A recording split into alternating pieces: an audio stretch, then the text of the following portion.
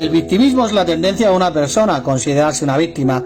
El victimista se disfraza de víctima simulando una agresión y responsabilizando erróneamente al entorno que los rodea. La víctima es intolerante a la crítica ajena y tiene un gran impulso a victimizarse, si le fuera posible, hasta con los árboles. Además, cuenta con la compasión y la comprensión de muchos, haga lo que haga.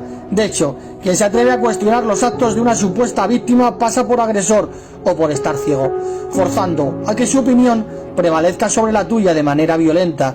Es este el momento cuando esta supuesta víctima te obliga a pensar como él, o tú eres un agresor irrazonable que ha destruido su vida, o fomenta que no alcancen la felicidad y ahora tú eres parte del problema. El victimismo es, por tanto, en muchos casos, una estrategia para que el victimista te declare a ti el problema. La expulsión es una sanción que en su acepción habitual se aplica a todo aquel que viola unas leyes estipuladas en un principio y derecho inherente que tiene la persona, país o grupo o organización para defenderse de todo aquel que perturba o viola sus normas. La primera expulsión de la historia la llevó a cabo el propio Dios, cuando la primera pareja humana comió del árbol del conocimiento de lo bueno y de lo malo. Jehová instituyó una norma que fue violada y que acarreó la expulsión de aquellas personas de manera inmediata. Bajo la ley mosaica, Dios instituyó leyes que acarreaban incluso la expulsión de la vida. De hecho, una persona podía ser ejecutada por cometer violaciones graves o deliberadas de la ley que Dios había dado por medio de Moisés. Entre las ofensas que se sancionaban con semejante castigo estaban la apostasía, la idolatría, el adulterio, el comer sangre y el asesinato. En la época de Jesús, las sinagogas judías tenían un sistema de expulsión que constaba de 3 procesos. El primero era la expulsión por 30 días.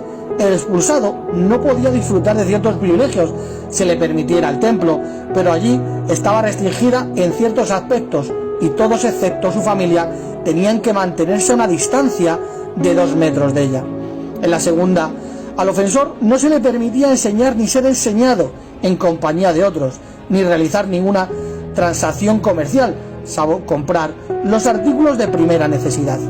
No obstante, no se le echaba por completo de la comunidad judía y existía la posibilidad de que volviese a ella.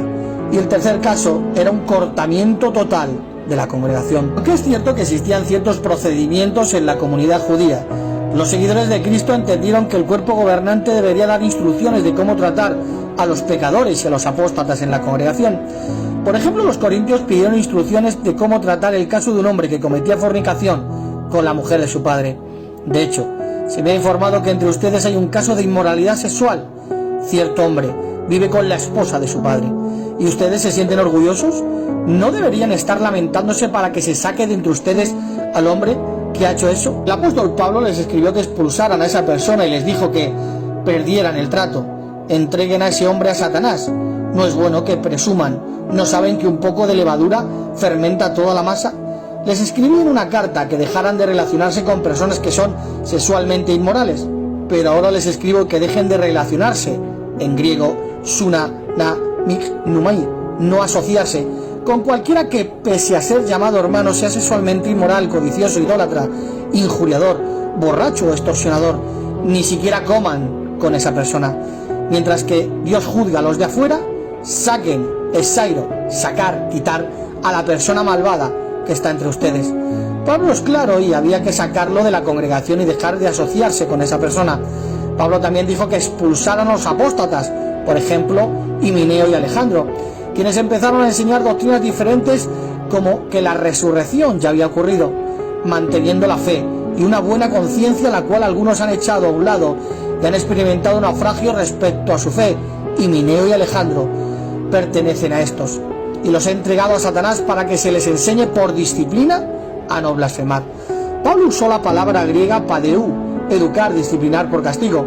Por lo tanto, la expulsión de la congregación era una disciplina para educar a la persona que se volviera de su mal proceder. De hecho, en su segunda carta se avisa a Timoteo de cuidarse de este personaje que se había vuelto un apóstata. Alejandro, el caldero, me hizo mucho daño. El Señor le retribuirá conforme a sus hechos. Tú también, cuídate, fulasó, aislarse, evadir de él, pues se opone vigorosamente a nuestra enseñanza. Por lo que Pablo le dijo a Timoteo que se aislase de los apóstatas que se llamaban hermanos y ahora enseñaban cosas diferentes. El cuerpo gobernante del primer siglo también trató el tema del señalamiento dentro de la congregación, pero si alguno no es obediente a nuestra palabra mediante esta carta, mantengan a este señalado, dejen de asociarse, misma palabra que con el que se acostaba con la mujer de su padre, con él, para que se avergüence y no obstante no estén considerándolo como enemigo, como si lo eran por ejemplo Himeneo o Alejandro, sino continúen amonestándolo como hermano. Pablo usó la palabra griega semeio, señalar, marcar. Sin embargo, estos eran principios bíblicos como por ejemplo casarse solo en el Señor. No era motivo de expulsión, de ser echado a Satanás, sacarlo de la congregación, pero sí de un señalamiento público. Pablo también mostró que tras el castigo y arrepentimiento del infractor se le mostrase amor. Esta represión dada por la mayoría es suficiente para tal hombre. Por lo tanto, los exhorto a que confirmen su amor para con él. Pablo usó la palabra griega epitimia, que significa castigo, por lo que el castigo consistió en que la mayoría dejara el trato con el expulsado, pues estos se dejaron de asociar con él. Si los cristianos hubiesen seguido como si nada, lógicamente no hubiese habido un castigo. Como dijo Pablo, un castigo para disciplina, por lo que la mayoría rompió trato con esta persona para que sufriera un castigo. Sin embargo, si hubo una mayoría, significa que hubo una minoría que no perdió el trato. Pablo entendió que el castigo fue suficiente con lo que hizo la mayoría. Seguramente la minoría fueron familiares muy cercanos o personas con las que tuviera una relación, quizás profesional. Cuestión que no pasó con Himeneo y Alejandro, que eran apóstatas. Por eso la Biblia nos manda: todo el que se adelanta y no permanece en la enseñanza del Cristo no tiene a Dios.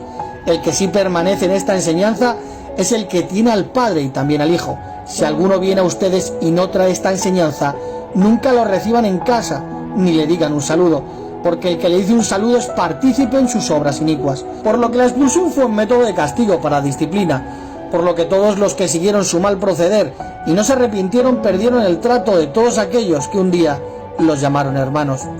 Ireneo de León en el segundo siglo nos cuenta el trato que recibían los apóstatas. También hay quienes oyeron que Juan, el discípulo del Señor, yendo a bañarse a Éfeso y viendo a Cerintio en su interior, salió corriendo de los baños sin bañarse exclamando: huyamos para que no se derrumbe la casa, porque Cerintio, el enemigo de la verdad, está dentro. Y el propio Policarpo respondió a Marción, que lo encontró en una ocasión y le dijo: ¿me conoces? Yo sí te conozco, primogénito de Satanás. Tal era el horror que tenían los apóstoles y sus discípulos ante la idea de mantener incluso comunicación verbal con cualquier corruptor de la verdad. Como también dice Pablo: el hombre que se deje después de la primera y segunda amonestación, deséchenlo, sabiendo que él, que es tal, está trastornado y peca, siendo condenado por sí mismo. En el tercer siglo, Cipriano confirmó que seguían expulsando los malhechores de las congregaciones, y ahora, porque ha comenzado la circuncisión espiritual entre los fieles siervos de Dios, los soberbios y los testarudos son asesinados con la espada espiritual, mientras que ellos son expulsados de la iglesia. Con relación a Hipólito de Roma, también cuenta cómo trataban en las congregaciones a los expulsados, según la obra atribuida a Hipólito, Constituciones Apostólicas, en el libro segundo: cuando veáis al culpable, ordenad con severidad que lo echen fuera, y cuando salga que también los diáconos lo traten con severidad, y luego vayan a buscarlo y lo detengan fuera de la iglesia, y cuando entren que os supliquen por él, porque el mismo Salvador rogó a su Padre por los que habían pecado, como está escrito en el Evangelio: Padre, perdónalos, porque no saben lo que hacen. Entonces manda al ofensor que entre, y si al examinarlo encuentras que está arrepentido y apto para ser recibido en la iglesia, después de haberse impuesto sus días de ayuno, según el grado de su ofensa, como 2, 3, 5 o 7 semanas, así que déjalo en libertad y háblale las cosas que sean dignas de decir, a modo de reprensión, instrucción y exhortación a un pecador para su reforma, para que pueda continuar en privado en su humildad y orar a Dios para que lo sea misericordioso con él. Debemos hacer lo mismo con los ofensores cuando profesan su arrepentimiento, es decir, separarlos por un tiempo determinado, según la proporción de su ofensa, y luego, como padres a hijos, recibirlos nuevamente cuando se arrepientan. Por lo que siempre que se viola una norma se ocasiona un daño. Una primera consecuencia de esa conducta es que se debe imponerse una sanción o pena.